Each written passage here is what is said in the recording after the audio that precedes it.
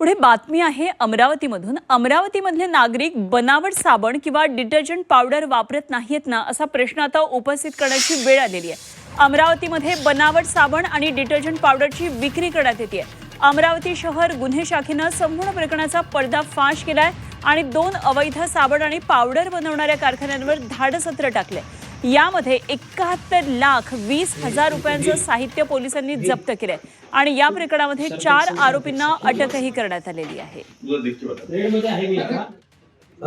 गुन्हे शाखेच्या पथकाला वलगाव पोलीस स्टेशन हद्दीमधल्या नया अकोले रोड या भागामध्ये काही युवक हे बनावट पद्धतीनं साबण आणि निरमा याचं प्रोडक्शन करत आहेत आणि मोठ्या प्रमाणात प्रोडक्शन करत आहेत अशी बातमी मिळाली।